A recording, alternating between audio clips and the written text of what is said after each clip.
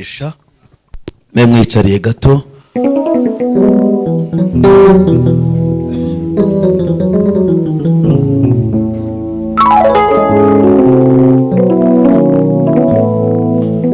Ngara umubwire umuntu mwegeranye ngo icyawe ntawe uzakirya. Mubwire ngo umugisha wawe ntawe uzawubamo. Ngara umubwire ngo babishaka batabishaka uzagera ku Imana yakubwiye. Haleluya. Haleluya. Haleluya. Amen. Nasomye ijambo ryiza rirambwira ngo cyaratemwe. Kimaze gutemwa kiruma. Bagisiga bagitemye barigendera. Ariko ndashimira Yesu. Ntabwo cyakuriye ahandi ni hahandi bagitemeye. Ntabwo cyashibukiye ahandi ni hahandi bagitemeye. Doko aho bagitemeye niho cyashibukiye. Aho bagitemeye ni Imana yongeye kugihera ubuzima. Reka Yesu akomere ubuzima muri aya materaniro. Amen. Basize bazi yuko birangiye. Bagiye bazi yuko kizumagara. Bagiye bazi yuko nta buzima. Ariko Yesu ngo cyumvishe amazi kirongera kibaho. Amen. Iri jambo ryakubera amazi. Iri jambo ryakubera amazi. Ukongera ukabaho nubwo abantu batifuza ko wabaho, ariko Yesu yifuza ko wabaho. Izina ry'Uwiteka rihabwe icyubahiro. Izina ry'Uwiteka rihabwe icyubahiro. Amen. Rero ibigeragezo byose ucamo bimwe biza ari ishuri ry'Imana. Soko Imana ibikwanze. Ahubwo Imana ibigucishije mu kugira ngo uzabwire abantu gukora kw'Imana. Ikindi nubona uri mu ntambara jya ubanza urebe niba hari izo wizaniye. Izo wizaniye ufunga imiryango, ariko izo utizaniye ureke Yesu azirwane. Mu bundi buryo tuvuga katuvuge nk'urugero. Iyo umuntu agiye mu kabari bakamukubita icupa akajya mu bitaro, zira ni intambara yizaniye. Sifa kwa Mungu.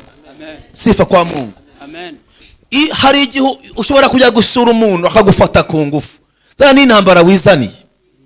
Yego, ushobora kujya mu bapfumu wagerayo bakaguca amafaranga bakakurasaga hagura ngo aho genda, zira ni intambara wizaniye.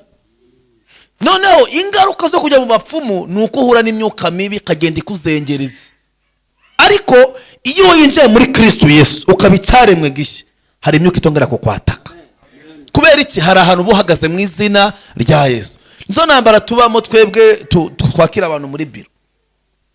Umuntu akazi ngamureba, ese ko mbona waragiye mu bapfumu, ngwi ninde wakujyanye yose ngo n'umuntu wanshutse. Aha, none se ko mbona warageze ugatanga amafaranga, ngwi watanze angahe? Ibihumbi 100. Usubiye yose ntanga 40. Usubiye yose ntanga 30. None se imiti bagwaye mu mavuta kuva wayisiga byaciyemo ngo wapi? None se urumva twakora iki ngo munsengere? None se ko wamaze kuba ku bwami bwa Satani nitugusengera gucyo gusa ko bitari bukundi? Kubera iki? Arashaka ngo umuvure uhereye hejuru, ntagashaka ngo umuvure uhereye mu mizi. Ntabwo bikunda, ntabwo bishoboka. Wowe ugiye mu bapfumu, ufashe ubutunzi bwawe ubuvanze na Satani. Nuvuga ngo Satani afite hakurebera, Imana yo ikurebera. Sifa kwa Mungu. Hari amagambo yagiye avugaho nahinze ko ndi buvugeho, ariko nanjye nabishimiye. Twari mu mwoko umwe kugira ngo Aburahamu agire umugisha. Hari ikintu kimwe natekereje, ni kubera iki Imana yabwiye Nowa ngo yubake inguge. Nuko Imana yabonaga ko kurokoka kw'abantu hagomba kuba inguge. Nukuvuga ngo inguge kubakwa kwayo ni umugambi w'Imana kugira ngo hagire abantu bayihungiramo. None se abantu batagiye mu nguge bazabaza Imana? Oya, munsubize mwamfuramwe. Nowa aravuze ngo muze mu nguge. Nowa yubatse inguge batamufashije, ariko kuko yari mission y'Imana, Imana yagiye mutiza amaboko. Niyo mpamvu kuri uyu murimo wa data sinjya ngira ikibazo, kuko nzi neza ko Imana ikubwiye ngo tangira, Imana igira amaboko. Amen. Noneho Nowa w'ikintu yakoze, yagombaga kubaka inguge Imana ikabona aho ivugira. So iyo tukubwiye ngo ngore mu materaniro ni inguge, kuko ntabwo ushobora kuza hano muri aya materaniro ngo tutakwigishije ikizakwica n'ikizagukiza.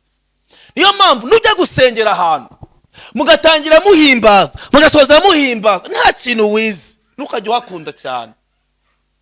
aho rero Gitwaza ahita ngo ni ukumara stress.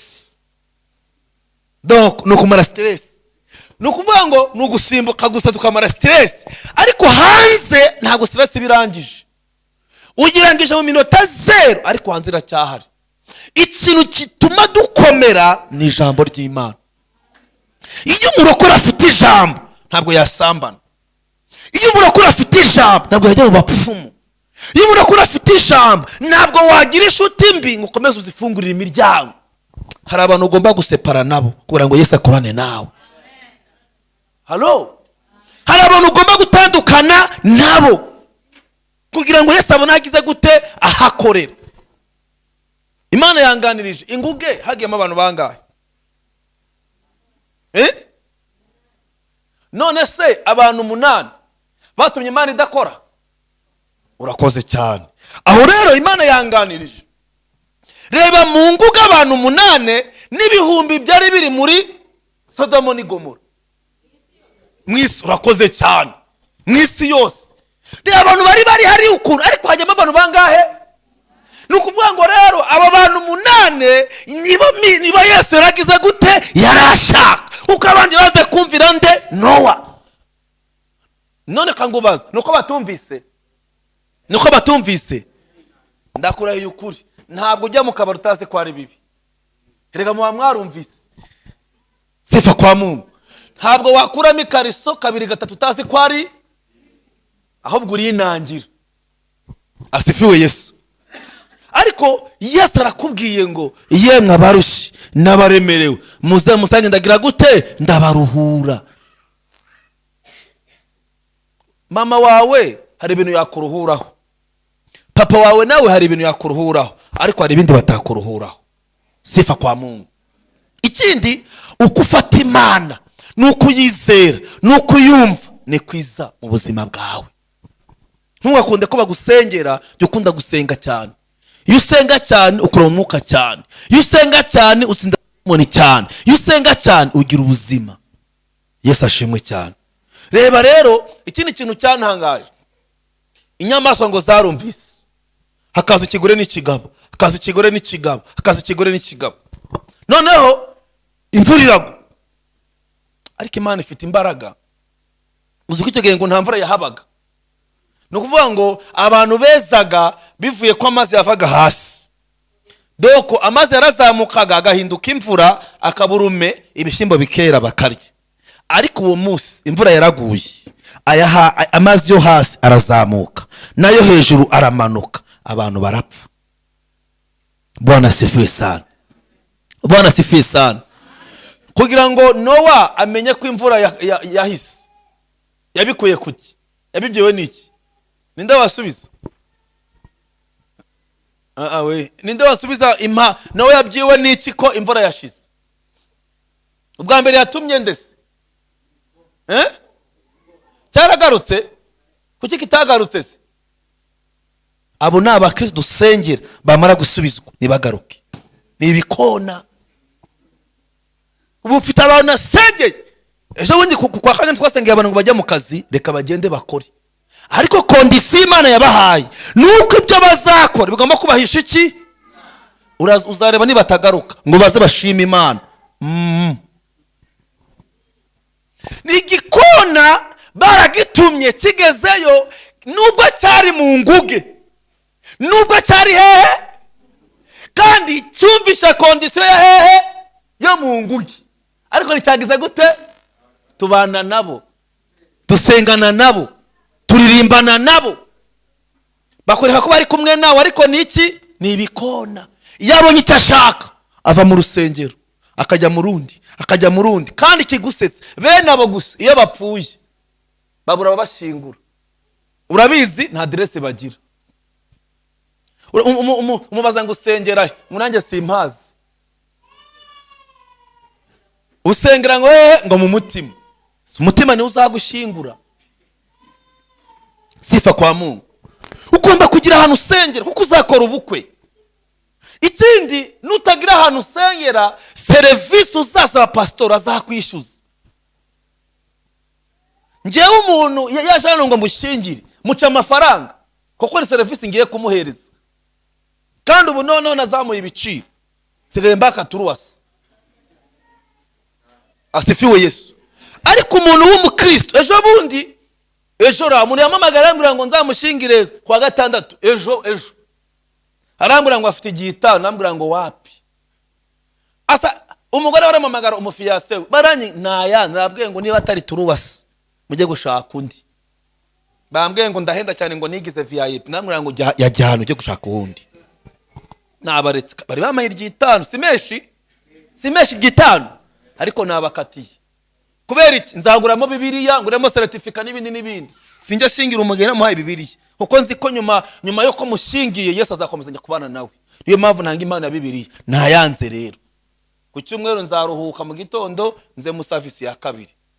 Ejo nanjye hari umukobwa twasenganye witwa wa mukobwa Senti, nzajya mu bukwe bwe. Nicare iryi 5, ngiye Imana nanze iryi 5 ku bwa Senti. Ngende nicare muri dote ye. Mfite nundi uzakora reception. Ejo afite amakwa 2 kandi bose bambwiye ngo basi uzahagere gusa tukubone. Navuze rero reka nangira iryi 5 kubera ubushuti. Nzajya muri dote ye, nimvayo ngiye muri reception y'umuhungu wa Gakuba. Wa wundi muremure ofasha kuririmba. Kuko namukeneye mu murimo w'Imana kamfasha, ngomba kujya muri reception ye. Sifa kwa Mungu. Nugira ikintu ukora, hari ahantu Imana izagera nawe kwibuke, inyurize mu bandi nawe utabarwe. Niyo mpamvu gukizwa bizana igikundiro. Iyo umuntu akijijwe agira favor y'Imana. Bageze ngo iriya miti wisiga mwera amavuta ari ikintu yakumarira, wapi barakubeshya. Nukuri kw'Imana, niba imiti yakubakira urugo, sha uzamenya ko Imana ngubeshye. Imiti ni yakubakira urugo, amavuta arimo imiti ntiyakubakira urugo, ariko Yesu yakubakira urugo. Yesu yaguha amahoro. Amen. Nowa ngo atume igikona, kigezeho kiririra, kiravuga narashujwe. Kirya gisanga imirambo, abantu barabyimbaganye, kirya inyama kirabyibagirwa aho bivuye. Nujya wibagirwa icyo Imana akoze mu buzima bwawe, hari igihe inyama zizashira ku gasozi buri cyurya. Ewa cyarariye we kikaje kirya ibigo kuko Sodoma n'Igomora hari ibikobwa byariye neza bibyibushye, byanitse amabuno hehe ku gasozi. Shaje ko kavuga ati nzajya mpera hano kirarya kiragenda kirabyibuha, kibagirwa misiyo bahagurukanye. Ariko ngo Nowa aravuga ngo ubw'igikona cyanze watuma undi muntu, atuma nde bwa kabiri, atuma iki? Mubwire ngo hakwihanganye ukabinuma mu rugo, kwabaye inuma mu rusengero. Asifiwe Yesu. Ese inuma yagarukanye iki? Haleluya. Inuma yaragiye igarukana akantu kagashami hejuru, nawe ngakarebe ava imvura iracyariyo. Ngo yongera yitume 10, igarukana ubwatsi bwo hasi. Nawe amenya amakuru. Hari ndagusabye kwa uriya muntu muturanye jya umuha amakuru. Kucyubwira umuntu ko byashyushye ahantu, ntumubwire ko muri Yesu bishyushye. Asifiwe Yesu. Maze iminsi ndi gutangara, ndi Karongi, hari ahantu banyeretse ngo haba imyuka mibi myinshi. Bambwataho niho ndi gushaka. Gwara gugiye ntuvayo, kuki ndavayo? Ndashaka uzabajyana Karongi hano hari imyuka mibi. Hantu ugenda ugasenga kadayimoni bakakureba nawe ukabareba. Bano baranga ngo hariya ngo ni danger. Ndambwira ngo Yesu niho akeneye ko tujya. Uri muri twebwe aruturi mu bisi. Reka ngubwire, ni wumva kuzakena, narabibabwiye uzakena. Ni wumva kuzakira uzakira. Ngitondo nishimye cyane, nasengeye umukobwa bamubwira ngo Imana imuhaye fiance. Ngitondo yaje kumbwira yagiye mu kazi, arambwira ati bafashe irembo ibintu byose biciyemo. Kwa gatatu azananira umufiance we, hariya muri biro. Naramubwiye ngo we uzagenda umusuhuze unzanire ikiganza, none yarabikoze, unzanire ikiganza musenge yaragenda. Buri munsi mbabwira ngo musuhuze umufiyase muzanire ibiganza, mwarananiye. Genda urebe iriya seta abandi iriya seta uri kureba wakoreramo, genda uyikandagireho, nushaka kuyikozeho ikiganza ukinzanire. Erega ntabwo Imana ishyigikira umuntu wica, ishyigikira umuntu uhagurutse. Kwizera kwawe kurihe? Nega bazagukwa nawe bazagukwa. Bwana sifiwe sana. Umuntu umwe yigaza ambwira ngo nimusengere ngo amafaranga bazamukwamo azazanamo icyacumi. Ndamusengera baramuka banze yaribagiwe. Yenye twarahuye mu mujyi afite twitagiye kubyara, cyaka kumwishyuza. Samwana icyacumi cyanjye ko wakiriye kweli. Ariko kubera ko yabyaye nzajya kumusura. Ningeri nzambwira ati uyu mwana nubwo muteruye mumfitiye ideni. Irihe deni pastor? Icyacumi baguhaye, amafaranga bagukoye turi ku musozi wanyemereyemo iki? Icyacumi. Baramukoye. Ndabizi ko bamukoye. Baramukoye kuko na madamu arabizi. Yiga. Kuko na madamu tubisengera na madamu arabizi.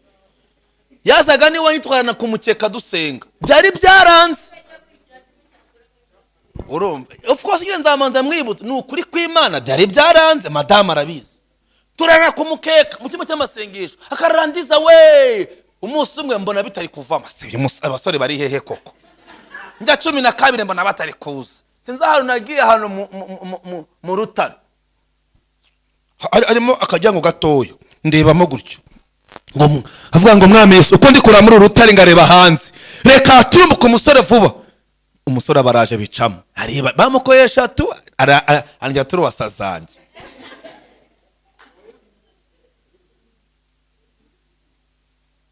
Ubwo rero kuba yaragiye muri business nzajya kumwibutsa. Ariko reka ngubwire, jya ugerageza nuwemera Imana ikintu ntukajye uyiba Imana. Sifa kwa Mungu. Nukuri. Kandi umusore namusabiye ku Mana. Barabyenza njya kumusura. Rero nawe gerageza wizerane nanjye kandi ntukizere ku musore wa fake. Nubundi wa fake wamubona utanizeye. None se sibyo? Sifa kwa Mungu. Muhoza umugore wa Elisa yaje kundeba ngo nimusengera abone umugabo. Hambwa ati kandi ndashaka umugabo ubirimo neza. Ubwo uramujama nyine yaribeye muri ADPR. Nanjye mba ndasende ati mwami Yesu jya mu matorero yose kuri umugabo wa Muhoza umuzanire umukunda. Singo wisicaye hariya. Sinde wasezeranyije se. Murabe tugihura afwe mu tipo ko murafite ubwenge bweshe ariko ndavuga nacyo. Yesu uzamumfasheho. Noneho ngira amahirwe harankunda avuga shabiri kuza. Kandi Muhoza mimubwira yambwa ataha se pastor urabona byavamo. Ikibazo cyanyu muhora muri negatifu gusa. Uru rugo sinzi ko ruzakunda. Ikigali sinzi ko nzayishobora. Tayari tegugende. Niba utangiye ngo ibi nibizavamo n'ubundi nibizavamo. Ubwo kuzajya muri Amerika asengeye umuntu yabuze visa. Nawe arambwira ngo amafaranga ninjya muri ahantu ngiye. Amafaranga Mana kwa gatanu nisho ndamusengera pa abageye abona visa. Ubari muri Sweden. Nawe nomero yanjye yarayibagiwe. Asa ndimusigaye nibaza rero ikibazo ni njyewe cyangwa ikibazo ni Imana. Ariko naje gusenga Imana ntabwo ibishaka ko twiringira abantu. Ishaka rero duhanga iki? Amaso. Sifa kwa Mungu. Rero gerageza ukura amaso ku bantu dusenga Imana. Kuko inuma yatumye ikagaruka niyo busiyonemera cyahari. Ni Kristo Yesu, ni umwuka wera. Dushobora gutuma umwuka wera agakora ibikomeye. Tugiye gusenga. Amen. Ikindi kwizera ni ukudashidikanya. Amen. Arundi mwana w'umukobwa nasengeye nawe ajya nezeza. Naramusengeye nyina yari umupfakazi. Noneho Imana mubwira ko izamukorera ubukwe ariko iramubwira ngo hari ibintu Imana ivuga bigatangara. Ngo mwana wanjye nzaguha iby'abandi basigaje. noneho ibyo bintu rero byari bicuramye cyangwa se bidasobanutse. Ndambwira ati Imana irambwiye ngo izaguha ibyo abandi bagize gute basigaje. Arambwira se pasi byo ni ibiki? Igihe kiragera umusore wamukundaga aramwanga, ashaka undi mukobwa umubakire. Barakundana bakora ubukwe. Hamaze amezi 3 wa mugore arapfa. Apfuye wa musore aryamye abona inzozi yakoze ubukwe na wa undi yataye. Nuko yagiye kumuzana kuko barabakire, bari baramuhaye firigo, baramuhaye za nuza byose na za cuisine. Iwabo ntabyo bari kubona. Tuza gato hari ibintu Imana iri gutegura. Hari ibintu Imana iri gutegura. Wowe ubaha Imana, bana n'Imana, ba muri Kristo Yesu. Ibindi nibikureba, kora ibikureba, ibindi birekere Yesu. Ikibazo bashaka gukora ibyawe, ukore n'iby'Imana. Ntugacira Imana inzira. Amavuta arimo imiti ntabwo Imana yakoresha. Kuraguza ntabwo Yesu abikoresha. Haleluya. Ikindi kibazo nari mfite, wenda nagira ngo ejo kitazakuba. Ugiye kuryamana n'umuntu akagutera inda, yarangiza akishakira undi, uzaza umbwire ngo dusenge umusore agaruke? Mundebe se. Kubera ko hari umuntu byabayeho, nagiye kare ngiye kumusengera ngo umusore agaruke. Imana irambwira ati ahubwo se ndamugarura nuwe, we yakoze icyaha, ari mu ngaruka z'iki? Nagiye gutitiriza. None uwo musore yambitse uwundi muntu imbeta amuha n'ururabo, kandi yasize wa undi yateye iki? Inda. Umusore nakubwira ngo muryamane ukemera, muzabikora yigendere, ariko ni wanga azaza kukureba. Komeza wihangane, wimanura ikariso. Ahubwo shaka undi mushumi uyizirikeho, cyangwa shaka umukanda ukubiteho. Naza umubwira ati haradadiye, azazenguruka handi, nawe n'ibikorwa byose ari ibishoshwe. Yigarukire kuri wowe, avuga ati ni hariye. Kubera iki? Wamweretse kuri umukobwa ufite ubwenge. Ubwo mvuze nabi? Asifiwe Yesu. Ikindi, ibintu byose ubona abandi batashoboye nibyo Imana igukeneyemo. Doko ahantu abantu babona batakwinjira, Imana ishaka ko winjira. Kubera ko ntabwo Imana ikeneye ko utinya. Nzabana nawe, nzagendana nawe. Sifa kwa Mungu. Kamvuye kano dusenge nubwo ko kagoye, ariko reka ngabwe tubanze dutanga amatangazo. Amasaha arimo aratujyana. Ari namubuze, niyo mpamvu nakomeje. Urumva wa musore nani